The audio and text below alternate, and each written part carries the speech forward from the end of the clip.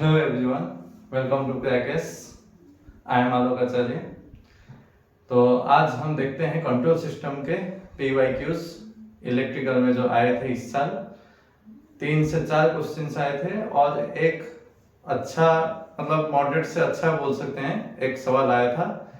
देखते हैं कैसे हम उन सारे सवालों को टैकल करते हैं, कैसे सॉल्व करते हैं। और बहुत ही अच्छे सुंदर सुंदर सवाल आए थे। तो चलिए शुरू करते हैं। ये हमारा पहला सवाल आपके कंप्यूटर स्क्रीन पर। तो हमें एक स्टेट स्पेस सिस्टम दिया था जिसका ए का वैल्यू ये था, ये बी था मान सकते हैं, और ये सी, ठीक है, आउटपुट मैट्रिक्स। और हमें बोला था एक जेड स्टेट वेक्टर दिया था एक्स में टी, सपोज इस मैट्रिक्स को टी ले लेते हैं, एक ट्रांसफॉर्मेशन मैट्रिक्स को मल्टीप्लाई करके एक्स के साथ दिया था एक नया स्टेट वेक्टर जेड नाम का। और ये पूछा था कि ये जो स्टेट स्पेस मॉडल है इसको हमें जेड के मतलब न्यू जेड वेक्टर के टर्म्स में लिखना है, न्यू स्टेट स्पेस मॉडल लिखना है, वो भी किसके टर्म्स में, जेड वेक्टर के टर्म्स में। तो आइए देखते हैं कैसे करेंगे। तो यहां पे जैसे दिया है हमें data z equal to t x मान लेते हैं, इसका नाम t मान लेते हैं। तो यहां से x क्या हो जाएगा, t इनवर्स z। फिर हम x को डिफरेंशिएट करते हैं तो क्या आ जाएगा, t इनवर्स z का डिफरेंशिएशन। अभी हमारे पास ये दो चीज हमें मिल चुका है। अच्छा, हमें ये भी मालूम है एक बात कि x का जो वेक्टर है differentiation of x equal to ax plus bu, और y आउटपुट का भी मालूम है cx प्लस du। तो ये चीज से हमें डिराइव करना है न्यू स्टेट स्पेस वेक्टर, ठीक है। तो आपके पास ये है, वहां पे देखिए, तो इसका वैल्यू इसमें पुट करते हैं, देखते जाइए,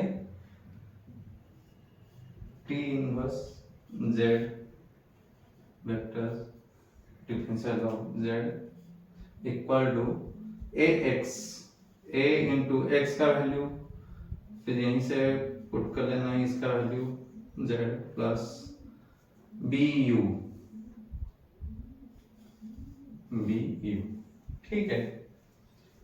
तो यहां से देखिए z क्या मिल जाएगा हमें, डिफरेंशियल ऑफ z,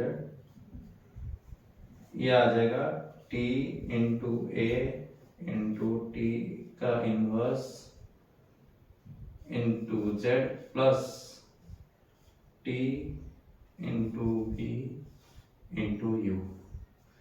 तो इसके अकॉर्डिंग इसको मैं मान लेता हूं a डैश, इसको मैं मान लेता हूं b डैश।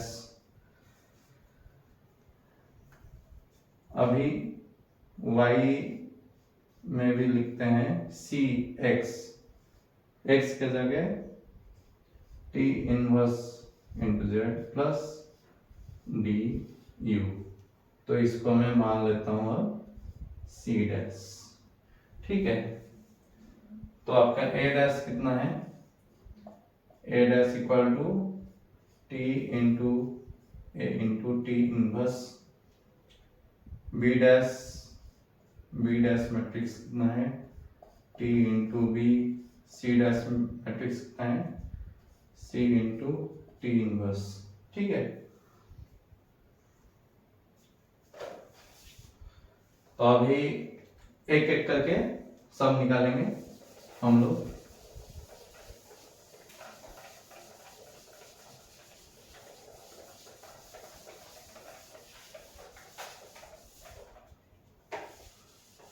अच्छा देखिए ध्यान से, हमारे पास t है तो मैं यहीं पे t इनवर्स निकाल सकता हूं।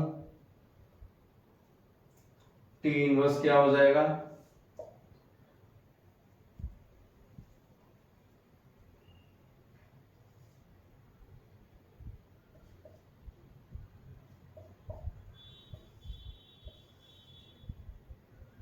वन डिवाइडेड अपॉन डिटर्मिनेंट -1 तो ये मेरा टी इनवर्स आ गया। ठीक है, अभी देखते हैं ए डैश निकालते हैं।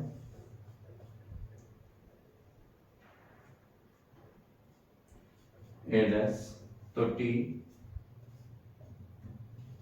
2 1 -1 0 multiplied by A 1 2 -3 0 T inverse 0 -1 1 2।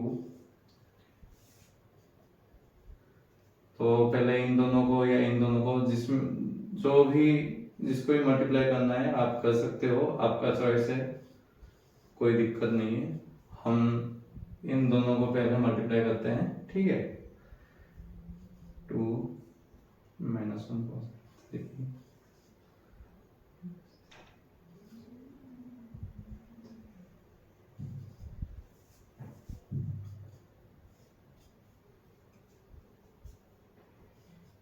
4 6 3 9 -1 -2 -3। तो ये रहा आपका ए डैश वेक्टर। जो न्यू स्टेट स्पेस मैट्रिक्स है, स्टेट स्पेस मॉडल जो बनेगा उसका ए डैश हमें ये मिल चुका है। ठीक है, अब आते हैं बी डैश पर। बी डैश क्या था, t into b, transformation matrix into b. ठीक है, टी इंटू बी क्या हो जाएगा, 2 1 -1 0 इंटू बी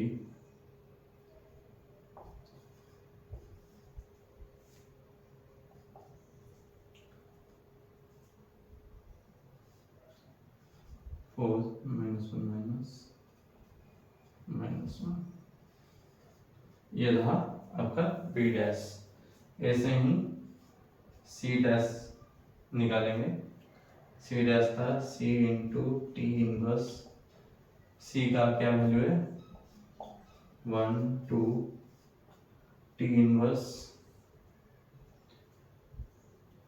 0 -1 1 2। ठीक है,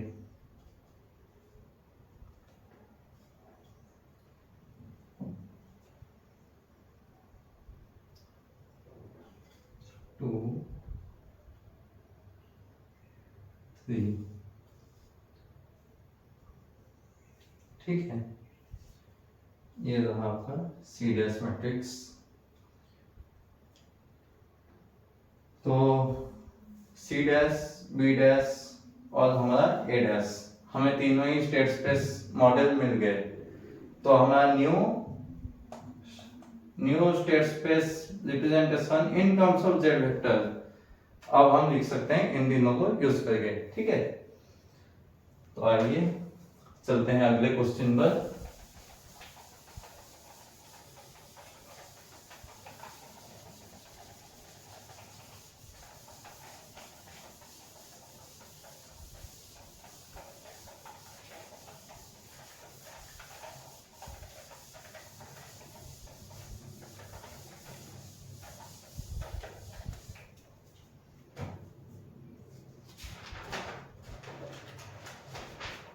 अगला क्वेश्चन भी एक स्टेट स्पेस मॉडल से ही आया था।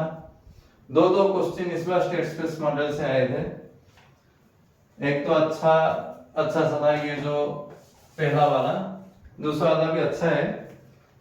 और दूसरे वाले को करने के लिए दो वेज हैं, लेकिन हम जो कम टाइम लगेगा उसी को ही करेंगे।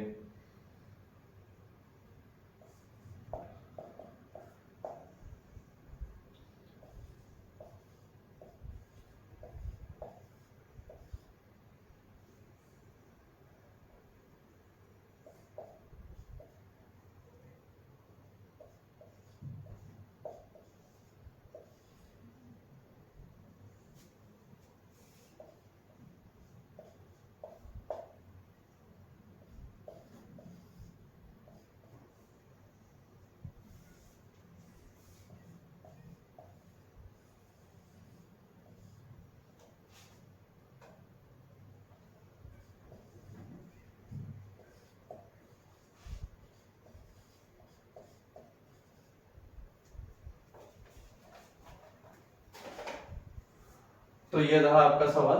अगला सवाल आपके कंप्यूटर स्क्रीन पर, यह हमें स्टेट स्पेस मॉडल दिया था और इसमें पूछा था find the value of find a and b. ठीक है, फाइंड ए एंड बी। तो ये तो मैट्रिक्स दे दिया स्टेट स्पेस मॉडल, और ये हमें दिया था पोल लोकेशन, पोल्स। तो इसको करने में दो वे हैं। एक तो देखो मैथमेटिकल वे में आइगन वैल्यू से हम निकाल सकते हैं कंपेयर करके, और दूसरा है कि पूरा ट्रांसफर फंक्शन लिखा जाए। इसका ट्रांसफर फंक्शन लिखेंगे किस फॉर्मूले से, y equal to C dot S I minus A का इनवर्स डॉट बी। इसमें डी नहीं है वरना यहाँ पे ऐड करते हैं हम डी डॉट डी। तो ये ट्रांसफर फंक्शन लिखेंगे, फिर उससे कैरेक्टरिस्टिक इक्वेशन निकालेंगे, कैरेक्टरिस्टिक इक्वेशन से फिर कंपेयर करेंगे। कैरेक्टरिस्टिक इक्वेशन से एस का वैल्यू पोल लोकेशन निकाल के उसको कंपेयर करेंगे इससे, फिर जाके ए और बी का वैल्यू आएगा। वो बहुत ही लेंथी हो जाएगा। थोड़ा टाइम मैनेजमेंट के लिए आप देखिए आइगन वैल्यू मैथमेटिकल वे से कैसे निकालेंगे। तो हम सबको पता है आइगन वैल्यूज का सम जो होता है lambda 1 plus lambda 2 equal to trace of matrix. ठीक है,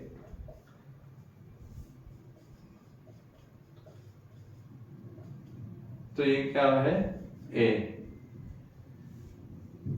तो यहाँ पे लैम्डा 1 और लैम्डा 2 कौन है, आइगन वैल्यू, पोल लोकेशन। ऑलरेडी क्वेश्चन में दिया हुआ है पोल लोकेशन ही हमारा आइगन वैल्यूज होता है। तो ये जब दोनों ऐड कर लेंगे तो वैल्यू कितना आ जाएगा, a इक्वल टू -4। ठीक है, पहला तो ये, दूसरा b निकालेंगे। अब हमको पता है इसका जो डिटर्मिनेंट है कितना आ जाएगा, डिटर्मिनेंट ए बी। ठीक है, A B equal to determinant आ जाएगा हमारे जो पोल्स हैं आइगन वैल्यूज के प्रोडक्ट के बराबर, लैम्डा 1 डॉट लैम्डा 2। तो a into b equal to lambda 1 lambda 2 -2 प्लस j3 multiplied by -2 minus j3। a का वैल्यू तो पता है -4 इंटू बी, इसका वैल्यू कितना हो जाएगा a square minus b square, -4 प्लस 4। ठीक है, -3 9 माइनस प्लस। तो b का वैल्यू आ जाएगा -13/4। ये फिर आ जाएगा -3.25। ये रहा हमारा b का वैल्यू। ठीक है, तो इसके बाद अगला सवाल पे आते हैं। तो ये रहा आपका अगला सवाल। इसमें दिया है, सवाल में ये दिया था कि ये एक लैप्लास ट्रांसफॉर्म फंक्शन है, किसका, एक स्टेप रेस्पॉन्स का, एक स्टेप रेस्पॉन्स का लैप्लास ट्रांसफर फंक्शन दिया है। तो देखकर क्या पता चल रहा है, स्टेप रेस्पॉन्स का लैप्लास ट्रांसफर फंक्शन है, इसका ऑर्डर कितना है 1। तो हमारा ये फर्स्ट ऑर्डर सिस्टम है। ठीक है, फर्स्ट ऑर्डर सिस्टम। और निकालने के क्या बोला है, rise time, setting time, time constant, जिसको हम टाउ भी बोलते हैं। तो राइज टाइम का वैल्यू क्या होता है 2.2 टाउ फर्स्ट ऑर्डर के लिए। सेटलिंग टाइम की क्या होता है 4 टाउ। और ये 4 टाउ किसके लिए होता है, 98% जब पहुंच जाता है हमारा स्टेडी स्टेट। और ये भी बोल सकते हैं कि 2% टॉलरेंस बैंड के लिए। ठीक है, तो क्वेश्चन में भी मेंशन है कि वो जो राइज टाइम दिया है वो 10 से 98% तक ही दिया है, तो हम 4 टाउ ही पकड़ेंगे और टाइम कांस्टेंट टाउ। तो आइए निकालते हैं। पहले तो पोल देखिए,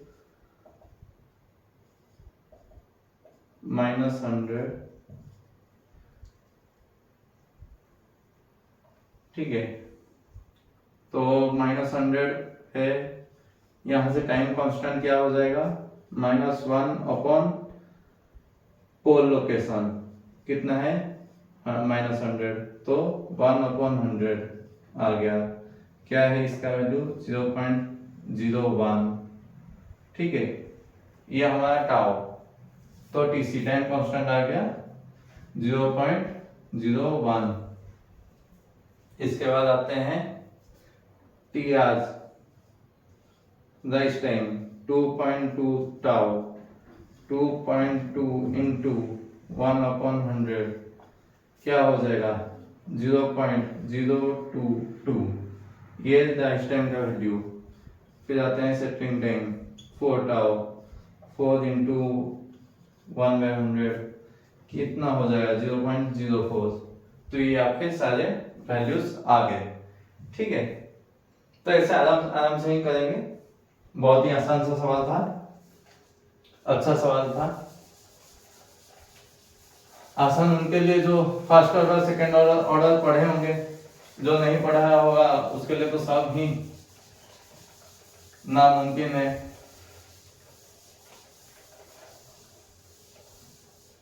ठीक है, अब आते हैं आखिरी सवाल पर। आखिरी सवाल जो आया था वो गोटे प्लॉट के ऊपर आया था। तो ये रहा आपका अगला सवाल, और कंट्रोल सिस्टम का आखिरी।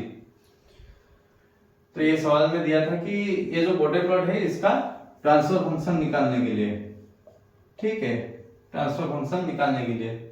तो यहां से ग्राफ देखकर क्या पता चल रहा है, हमारा स्लोप जो है वो है -20 डिग्री पर डिकेड। इसका मतलब हमारा एक पोल है एट ओरिजिन, अगर ये इंक्रीजिंग होता 20 डिग्री प्लस 20 डिग्री पर डिकेड तो क्या होता है, जीरो पे एक पोल होता है, जीरो पे एक लोकेशन आता है एस का, ठीक है, जीरो पे ओरिजिन पे। तो ये जो ओमेगा नॉट है यहाँ पे, इससे पता चल रहा है के का वैल्यू कैसे निकालेंगे, omega not into omega not to the power n. N क्या है, ये जो हमारा रहता है इसका 20n स्लोप का मल्टीपल जो है n, यहाँ पे n कितना है 1, तो यहाँ पे क्या हो जाएगा k का वैल्यू ओमेगा नॉट, ठीक है, k का वैल्यू ओमेगा नॉट। अब ट्रांसफर फंक्शन कैसे होगा, कैसे लिखेंगे, देखिए k अपॉन ऑरिजिन पे एक पोल लोकेशन है, ऑरिजिन पे जीरो कब होता मैंने बहुत बता दिया है, जब इंक्रीजिंग स्लोप होता,